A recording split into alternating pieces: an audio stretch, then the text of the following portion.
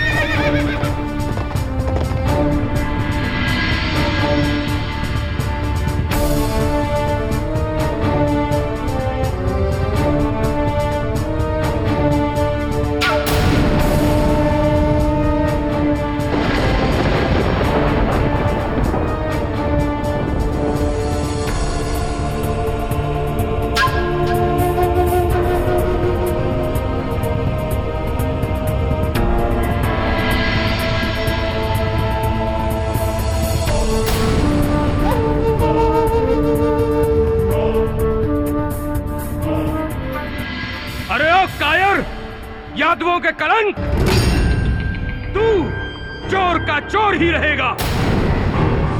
कहां भागा जा रहा है मेरी बहन को लेकर? तुझे पता नहीं है कि तूने किससे शत्रुता मोल ली है। ये तेरे जीवन का अंतिम अपराध है। हे रुक्मी, मुझे चोर कहने से पहले अपने कर्मों का भी ध्यान कर।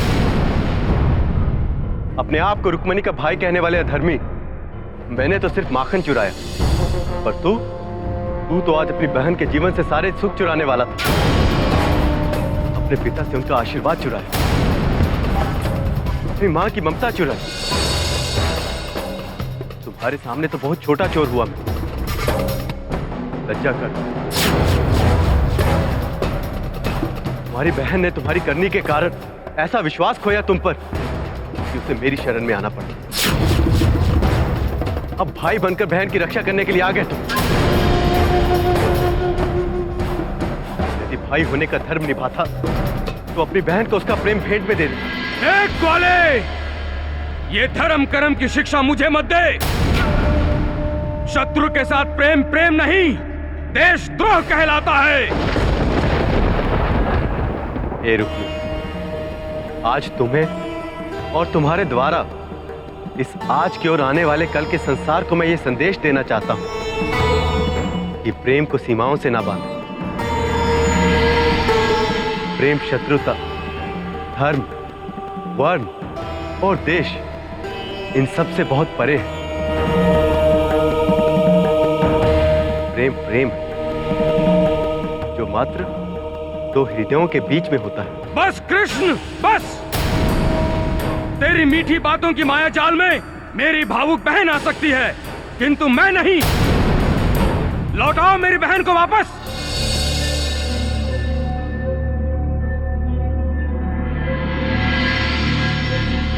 हे रुक्मी, तुम्हें एक अंतिम अवसर देता हूं। क्रोध त्याग दो और इस संबंध को स्वीकार कर लो।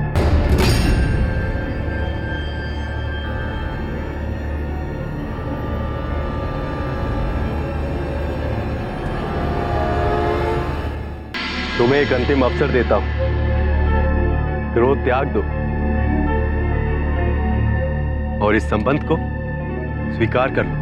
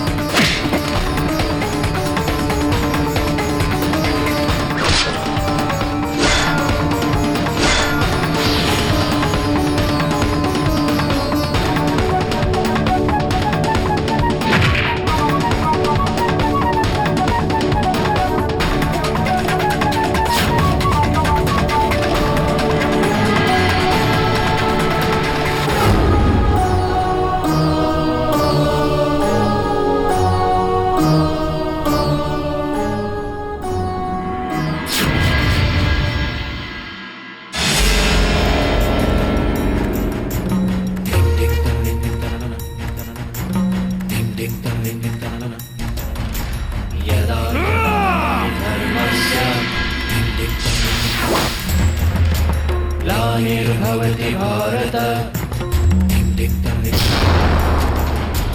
अभ्युत्थानम् अधर्मस्य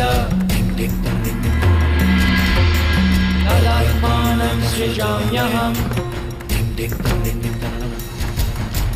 परित्राणाय विनाशाय चैव जीविताम्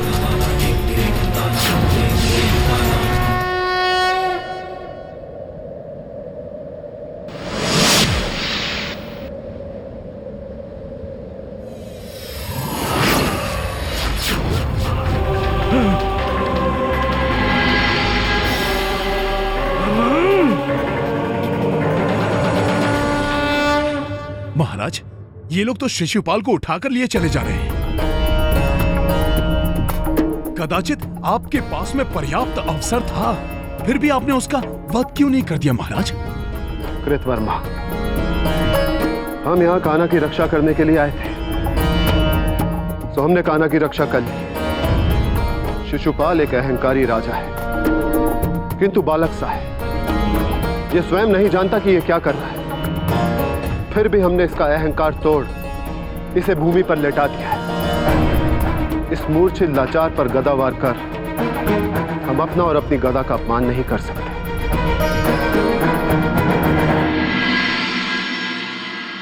कान्हा,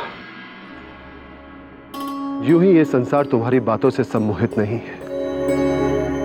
हमारे जैसे योद्धा को भी तुम्हारी शांति और प्रेम भरी बातों ने पिघला दिया है।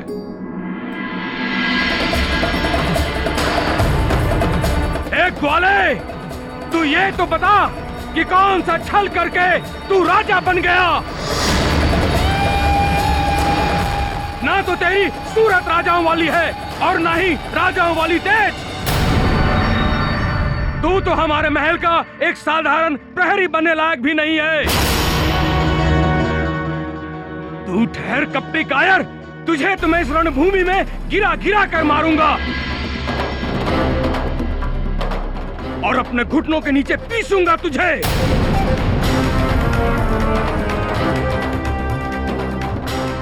तेरे शव को अपने महल के अटारी पर टांग दूंगा।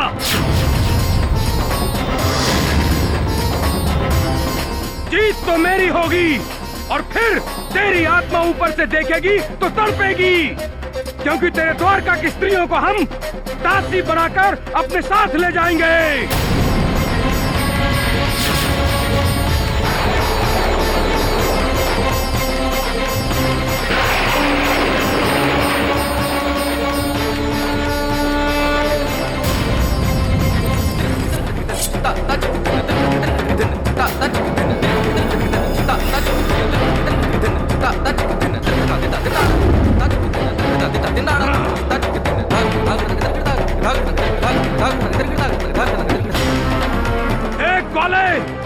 तेरे भाग्य में तेरी माँ का दूध जाने था या नहीं,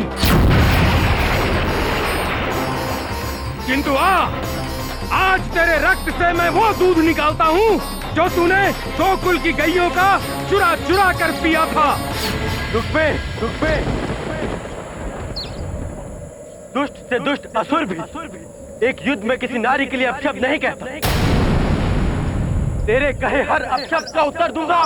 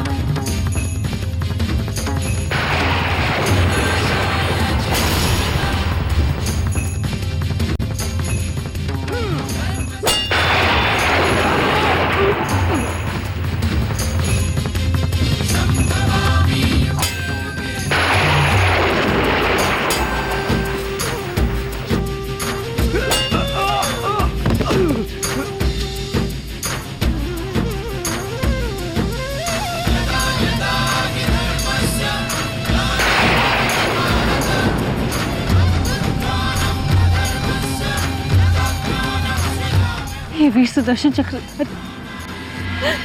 हे दयालु द्वारकाधीश, हमारे भाई को क्षमा कर दीजिए। उसकी अबोधता के लिए उसे क्षमा कर दीजिए। दया कीजिए श्री कृष्ण, दया कीजिए।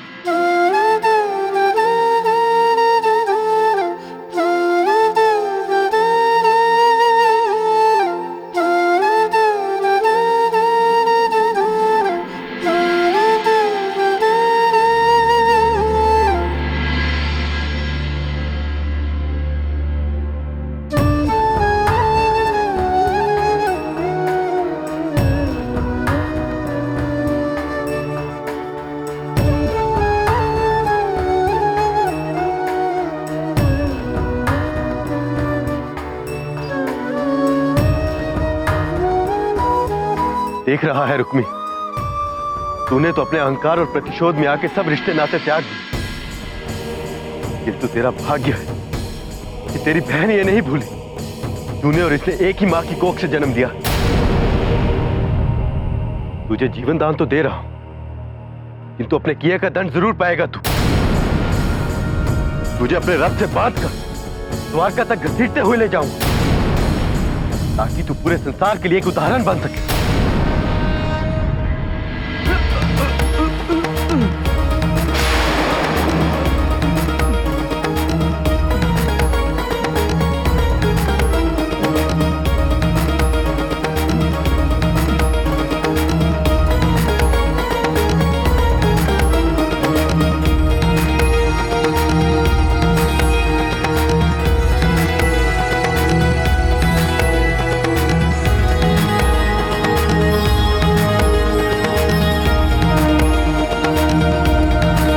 रुको,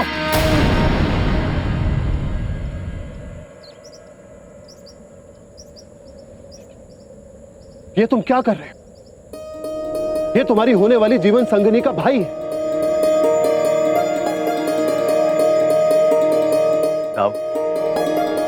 मैं एक राजकुमारी के भाई को नहीं, एक अहंकारी को दंड दे रहा हूं।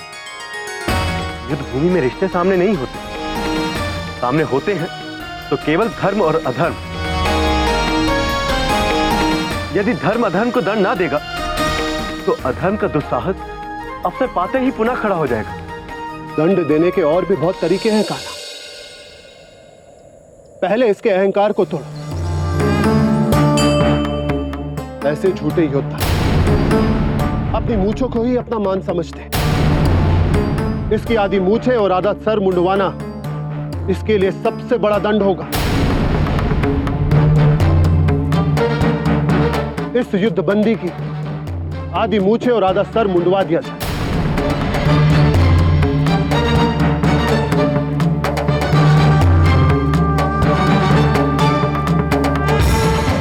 इस युद्ध बंदी की आधी मूंछें और आधा सर मुंडवा दिया जाए।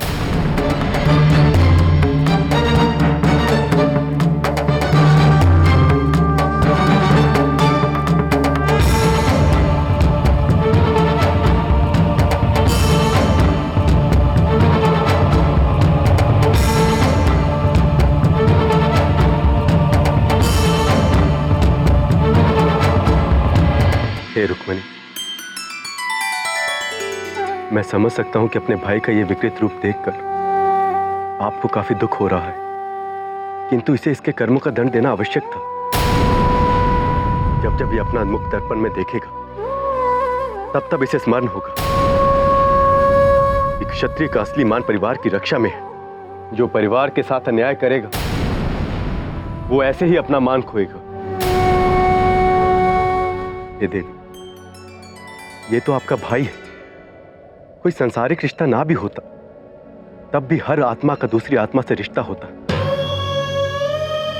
क्योंकि हर आत्मा परमात्मा से ही निकलती है और परमात्मा में ही सिमट जाती है। इस नाते हर मनुष्य का दूसरे मनुष्य से नाता है। मनुष्य ये समझ कभी किसी अपरिचित को दुख ना पहुंचाए कि मेरा इससे क्या लेना, मैं तो इसे जानता भी नहीं।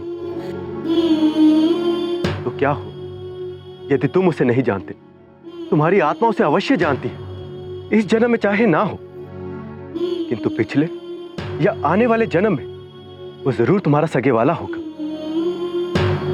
क्यों बलपूर्वक किसी नारी का अपमान हो सकता है कि पिछले जन्म में वो तुम्हारी मां या बहन हो। क्यों अहंकार, लोभ, क्रोध और धर्म के नाम पर किसी को मारा जाए? हो सकता है कि आने वाले जन्म में वो तुम्हारा पिता या धर्मगुरु के रूप में जन्म ले।